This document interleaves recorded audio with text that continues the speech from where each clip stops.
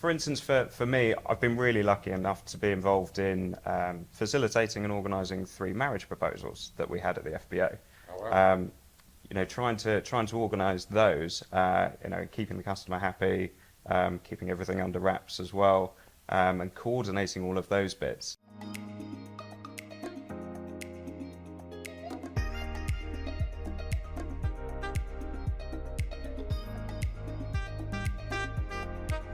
Welcome back to The View from the Top. I'm George Galanopoulos, CEO of Lux Aviation UK. From London Stansted Airport, Inflite, the Jet Centre. And we have with us today Pauline Monksfield, CEO of Inflite, and Tom Chesney from Jetex. And we also have a special guest, Popcorn the Pom, which is ultimately the boss of the Jet Centre. So I became CEO of Inflite, the Jet Centre 2 years ago, unfortunately due to the fact my father passed away. But before that, I've been working in the industry for about 12, 13 years. Started by fluke, came in one day to help my mother on a large flight and never left. And prior to that, I was in trains and cruises. So I've kind of done the whole transport system. Fantastic. And your family's been in aviation for as long as I remember. So you're born around aeroplanes, I guess. I think they say, isn't it, when aviation's in your blood, it's in your blood. You can never get away from it. Absolutely. What about you, Tom? Yeah, for me, I kind of fell into aviation a little bit. I was working in finance before and happened to come into the FBO world. So I came into that 10 years ago at the terminal at Biggin Airport. And it's a kind of round circle for me. Aviation has been in my family. But where our building currently stands, and I only found out after I joined, is where my father started his flying career as a flight instructor. And he met my mother through there by teaching her to fly. So, yeah. What a great story, great story. So, fixed base operations, or handling agents, or whatever we want to call you guys. Tell us about it. Tell us what's an FBO. It's a good question. An FBO, I would say, is a luxurious terminal for people to arrive and depart through the UK, through its borders. Okay. And Inflite is one-off, is the only location you have. It's fantastic facilities, as we can see. And I understand you can handle big flights like 737, 757s with 200 passengers, or small jets. Yes. Yeah. So for us at Inflite, we can handle anything from 1 passengers up to 200 plus, depending on the criteria, which is any aircraft of any size. So we handled every type, including the A380. Every aircraft comes with its pros and its cons, and it's lovely to have the variety. Right. And Jetex is more of a worldwide operation with many locations. Yeah, we've got 38 locations around the world, London being one of our newest locations. But I think an FBO, it really varies around the world. It depends on the airport, on the restrictions that you might have there, with the aircraft types that you can take. So all of the terminals kind of slightly differ, and the services that you can offer differ as well. Can you just explain to me what exactly does an FBO do, except charging large amount of money to poor operators like myself? What actually do you do? I would say that the main concept of an FBO is to ensure the smooth transition of passengers from arrival departure for their onward travel. It's about meeting their criteria and ensuring all aspects are covered in a smooth and sort of efficient manner. From exactly like Tom said, from passengers arriving, and even before that to crew arriving. So for me, it all starts with once you sort of get the aircraft, as we call it, online, which is into its departure position. So your day will start from when the ramp team turn up. So you have your plan laid out, get everything online, crew arrive, getting everything that the crew need to make that trip happen for, say, the departure, fueling, catering, any additional services that the aircraft might need to make their on-time departure. Then the passengers arrive, or they go out empty, known as ferrying aircraft. And when the passengers arrive, it's exactly as Tom said, meeting their expectations. Do they want to go straight to the aircraft if they can, subject to requirements, or would they like to come and enjoy the lounges? And your lounge can be of varies of sizes. It can be a small intimate lounge, it could be a VVVIP, or it could be a huge lounge that seats many people. It's depending on what airport you're at and what services are available to the FBOs to operate. It may be that, as you say, it is a desk in a main terminal or a VIP terminal where they don't have their own general aviation terminal. But I think the constant that runs through the FBOs is, somebody once said to me, it's almost like a jigsaw, putting a big jigsaw puzzle together, where all the pieces are constantly changing on you.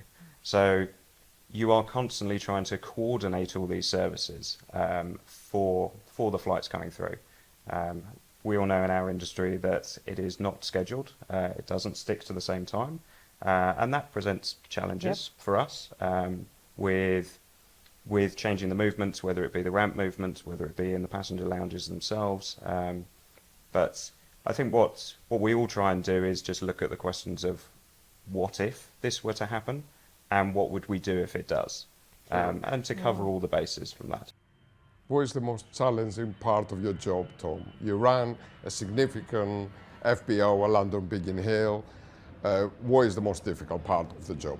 It's difficult to say the most difficult, because I think the constant changes can be tricky to manage sometimes. Often there's a lot of factors that are outside of your control. I think it could be a tech aircraft, for example, or a slow delay, so you have to look after the crew, then the passenger is screaming because he's got 10 minutes delay. Absolutely. And I think the thing with an FBO is that we're in the rare opportunity that an FBO is in front of the end client most of the time. The brokers, operators, management companies may not see that principle all the time. They may get very limited time throughout a year with that principle, whereas we get to see those principles and those passengers flying all the time. We get to know them, we get to know their needs as well. And what kind of passengers do you get? Just tell me, what's your typical client?